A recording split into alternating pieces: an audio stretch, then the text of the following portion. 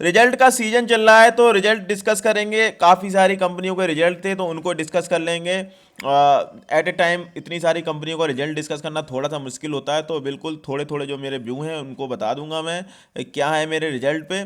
और इसके अलावा बाद में डिस्कस करेंगे दो चार स्टॉक्स हैं, आईआरसीटीसी, बजाज फाइनेंस, दीपक नाइट्राइट, एशियन पेंट। उनको देखेंगे थोड़ा सा, कहाँ पे अपॉर्चुनिटी है कहाँ पे नहीं है उनमें देखेंगे। यही चीज़ें हैं। बाकी मार्केट की बात करोगे तो मार्केट या कंसोलिडेशन हो सकता है या मार्केट थोड़ी सी तेज़ रह सकती है। कोई ऐसा नेगेटिव साइन है नहीं, ग्लोबल मार्केट भी भाई कंसोलिडेशन कर रही हैं, थोड़ी बहुत गिरावट है उनमें। पर मुझे लगता है कि थोड़ी तेज़ी या कंसोलिडेशन हो सकता है। बाकी कोई बहुत ज़्यादा गिरावट का मैं एक्सपेक्टेशन नहीं कर रहा हूँ। तो यही चीज़ें हैं। सीधे अब अपने टॉपिक पे आ जाते हैं, पहले रिजल्ट के बारे में देख लेते हैं। तो निपॉन इंडिया काफ़ी बढ़िया रिजल्ट आए थे। ऑल दो इस सेक्टर का लीडर है H D F C M C, उसके रिजल्ट इतने अच्छे नहीं थे लेकिन इसके काफ़ी अच्छे रिजल्ट आए, तो निगाह बना के रख सकते हैं निपॉन इंडिया पे, निपॉन लाइफ पे। इसके अलावा महानगर गैस, काफ़ी अच्छे रिजल्ट आए हैं महानगर गैस के भी। तो भाई गैस सेक्टर में हो सकता है तेज़ी आ जाए, जिस तरीके से इसने भाई रिजल्ट पेश किए हैं उसके बाद। तो हो सकता है इसमें आज तेज़ी आ जाए, और उसके वजह से क्योंकि सेक्टर में कोई से स्टॉक के रिजल्ट आते हैं पहले तो वो टोन सेट कर देता है। और जैसे आपने देखा होगा केमिकल में पहले ख़राब आए थे रिजल्ट, तो उसके बाद एक टोन सेट हो गई। और ऐसे ही आईटी में आपने देखा था। तो हो सकता है कि भाई यहाँ से इसके रिजल्ट पॉजिटिव आए तो फिर आईजीएल, गुजरात गैस, ये भी थोड़े से भाई बुलिश हो जाएं, क्योंकि इसके अच्छे हैं तो मे भी उनके भी अच्छे आ सकते हैं। और रिजल्ट बात कर लेते हैं।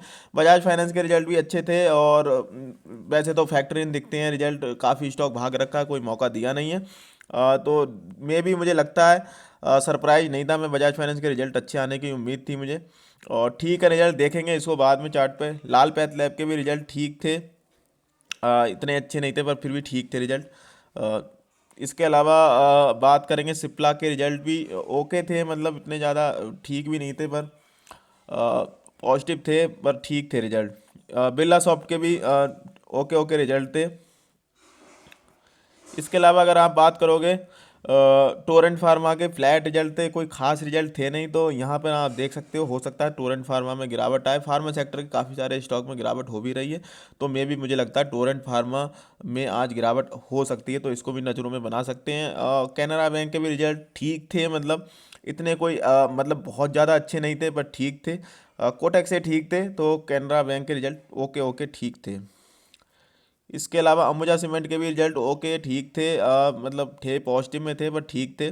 इतने ज़्यादा कोई आउटस्टैंडिंग रिजल्ट थे नहीं इसके भी, अंबुजा सीमेंट के।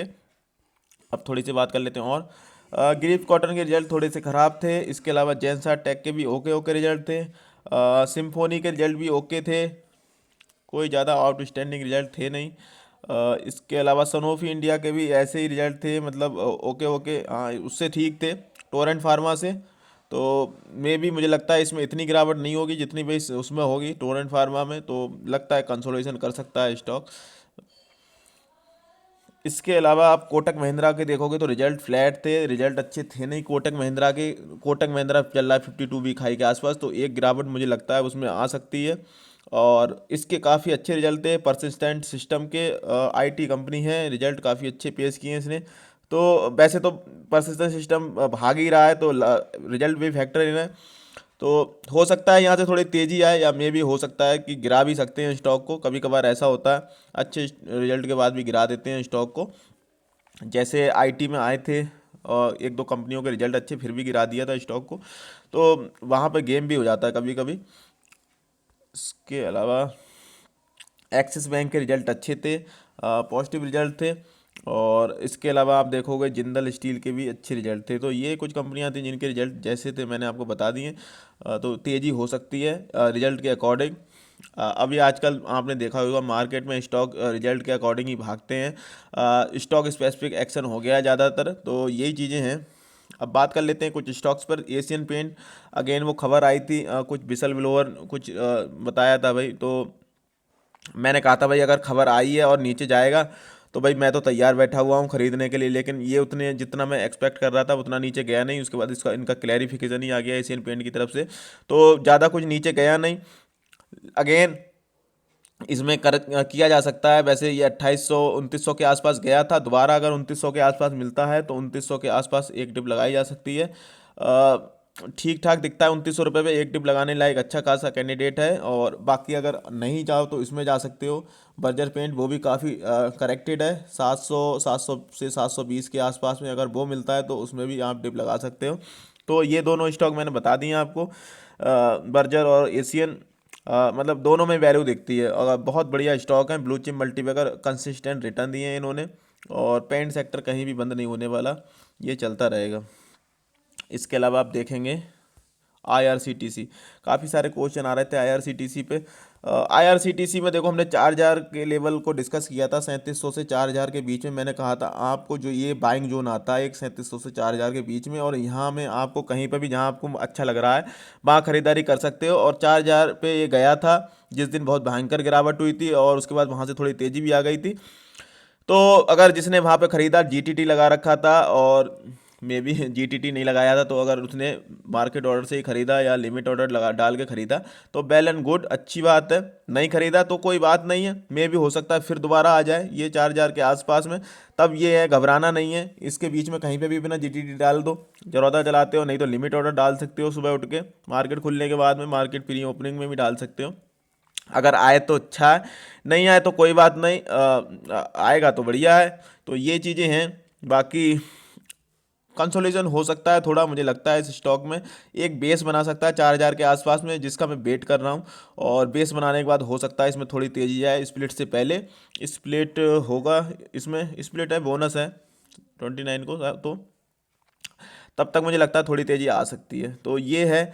और ऐसा नहीं है, स्प्लिट के बाद भी थोड़ा दिन कंसोलिडेशन होगा 1-2 महीने, उसके बाद फिर तेज़ी आएगी, जैसे डिक्सन, जैसे एल्केलामाइन। तो ये भी चीज़ें आप वो बैक ऑफ द माइंड रखना है कि मैक्सिमम जो स्टॉक होते हैं स्प्लिट या बोनस के बाद कुछ दिन कंसोलिडेशन को जोन में चले जाते हैं, फिर आप वहाँ घबराओ।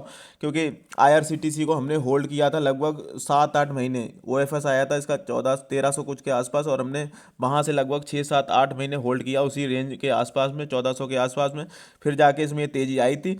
तो हो सकता है अगेन बोनस के बाद वहाँ पे कुछ दिन कंसोलेशन हो, 3-4 महीने। तो आप ऐसा बोर फील मत करना कि अरे ये क्या चीज़ ले ली, ये तो बढ़ ही नहीं रहा है। क्योंकि जब ये भागने पे आएगा तब ये ऐसे ही भागता है, और जब ये इसमें कंसोलेशन होता है तो ऐसे ही कंसोलेशन होता है, काफ़ी दिन इसमें कंसोलेशन चलता रहता है। तो बैक ऑफ द माइंड ये सोच के हमेशा रखना है, ऐसा नहीं कि यार ये तो भागने वाला स्टॉक था, अब क्यों नहीं भाग रहा, तो ये मत सोचना फिर बाद में।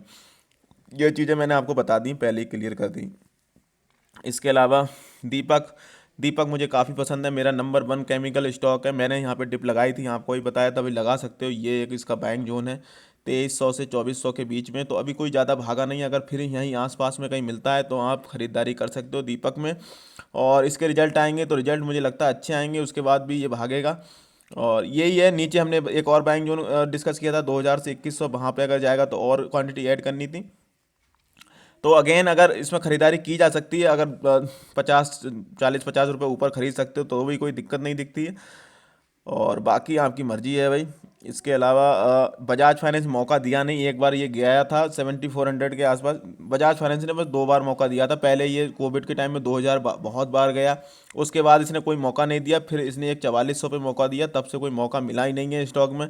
बस अब मैं तो भाई इंतजार करता रह जाता हूँ और बजाज फाइनेंस चला जाता है। बस 2 बार मौका दिया, लेकिन भाई मौके पे मैं छोड़ता नहीं हूँ, जैसे दीपक नाइट्राइट ने भी मौका दिया था। तो ऐसे ही मौके आते हैं कभी कभार साल में 2-3 बार, तो भाई वहाँ पे अच्छे स्टॉक में मैं मौका तो छोड़ता नहीं हूँ। इसमें एक डिप का मौका आया था 7400 पे, लेकिन वो भी निकल गया। जिसने जीटीटी वगैरह लगाया होगा तो ठीक था, नहीं तो अभी तो रिजल्ट अच्छे हैं, मुझे लगता है कि वैसे फैक्ट्री नहीं है, लेकिन तेज़ी हो सकती है स्टॉक में। और अगर हो सकता है ऑपरेटर भाई कुछ कर दे गेम, तो हो सकता है गिरा भी दे। मैं वेट करूंगा भाई, इंतजार करूंगा 7400 का पहले डिप के लिए। ऑल दो बजाज फाइनेंस ऐसा स्टॉक है, इसको हर डिप पे भी खरीदा जा सकता है, हर गिरावट में एक एक स्टॉक करके खरीदा जा सकता है। क्योंकि भाई ये स्टॉक काफ़ी शानदार मल्टी बैगर ब्लू चिप, मतलब रिटर्न देखोगे धांसू रिटर्न है बस। तो और कुछ क्या चाहिए, बाकी फंडामेंटल भी काफ़ी स्ट्रांग है। तो मेरे जो भी होते हैं मैंने बता दिए, बाकी मार्केट कैसे रखते थे वो सब कुछ बता दिया है। बाकी आपकी मर्जी है, आपका पैसा है, फाइनेंशियल एडवाइजर पूछ सकते हो, अपना एक व्यू बना सकते हो। सुननी सबकी है, करनी अपनी है। चैनल पर नया है तो चैनल को सब्सक्राइब कर लेना, और वीडियो को भी दोस्तों के साथ शेयर कर देना। जय हिंद दोस्तों।